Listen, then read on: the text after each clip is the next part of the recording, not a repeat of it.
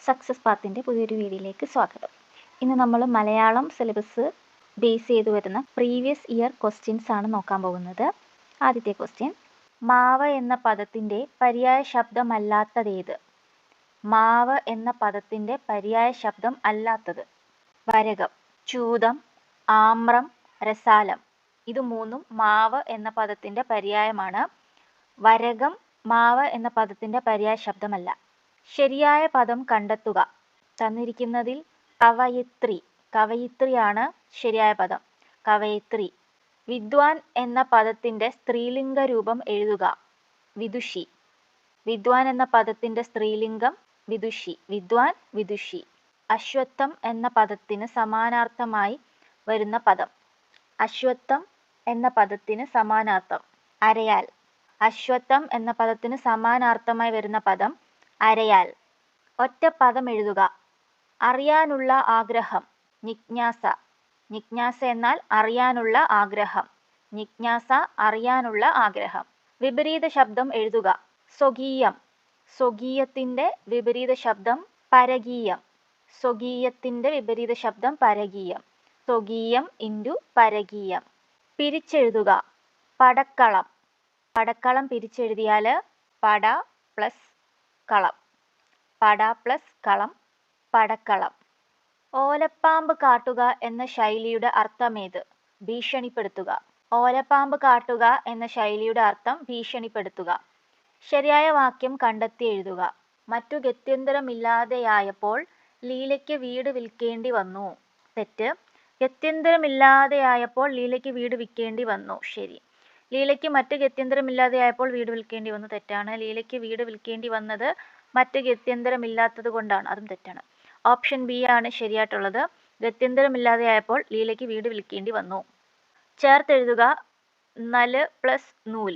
നല് പ്ലസ് നൂല് നന്നൂൽ. നല് പ്ലസ് നൂല് നന്നൂൽ. നല് പ്ലസ് നൂല് നന്നൂൽ. താഴെ കൊടുത്തിരിക്കുന്ന പദങ്ങളിൽ ശരിയായവ ഏതെല്ലാം? തന്നിരിക്കുന്നതിൽ അടിമത്തം മാത്രമാണ് ശരിയായിട്ടുള്ള സ്പെല്ലിംഗ് വന്നിരിക്കുന്നത്. എ ആണ് ആൻസർ. അടിമത്തം മാത്രമാണ് ശരി. താഴെ കൊടുത്തിരിക്കുന്ന വാക്യങ്ങളിൽ ശരിയായ പ്രയോഗം ഏത്? അധ്യാപകൻ പഠിക്കാത്തതിന് കുട്ടിയെ ശകാരിച്ചു. തെറ്റ്. പഠിക്കാത്തതിന് അധ്യാപകൻ കുട്ടിയെ ശകാരിച്ചു. തെറ്റ്. പഠിക്കാത്തതിന് കുട്ടിയെ അധ്യാപകൻ ശകാരിച്ചു. ശരി. കുട്ടിയെ പഠിക്കാത്തതിന് അധ്യാപകൻ ശകാരിച്ചു. തെറ്റാണ്. ഓപ്ഷൻ സി ആണ് ശരിയായിട്ടുള്ള പ്രയോഗം. പഠിക്കാത്തതിന് കുട്ടിയെ അധ്യാപകൻ ശകാരിച്ചു. താഴെ കൊടുത്തിരിക്കുന്ന ശൈലിയുടെ മികച്ച മലയാള വിവർത്തനം ഏത്? Little drops of water make the mighty ocean. Little drops of water make the mighty ocean. പലതുള്ളി പെരുവെള്ളം. പലതുള്ളി പെരുവെള്ളം. Little drops of water make the mighty ocean. താഴെ പറയുന്നവയിൽ പർവ്വതത്തിന് പര്യായപദമല്ലാത്തത് ഏത്? പർവ്വതത്തിന് പര്യായപദമല്ലാത്തത് ചലം. പർവ്വതത്തിന് പര്യായപദമല്ലാത്തത് ചലം. പർവ്വതത്തിന്റെ പര്യായപദങ്ങൾ ഏതൊക്കെ? ഗിരി, നഗം, ശൈലം. ഗിരി, നഗം, ശൈലം. ജംഗമം എന്ന പദത്തിന്റെ വിപരീത പദം ഏത്? ജംഗമം എന്ന പദത്തിന്റെ വിപരീത പദം സ്ഥാവരം. ജംഗമം എന്ന പദത്തിന്റെ വിപരീത പദം സ്ഥാവരം. ജംഗമം ഇൻറ്റു സ്ഥാവരം. കർഷകൻ എന്ന പദത്തിന്റെ സ്ത്രീലിംഗം ഏത്? കർഷകൻ എന്ന പദത്തിന്റെ സ്ത്രീലിംഗം കർഷക. കർഷകൻ, കർഷക. കർഷകൻ എന്ന പദത്തിന്റെ സ്ത്രീലിംഗം കർഷക.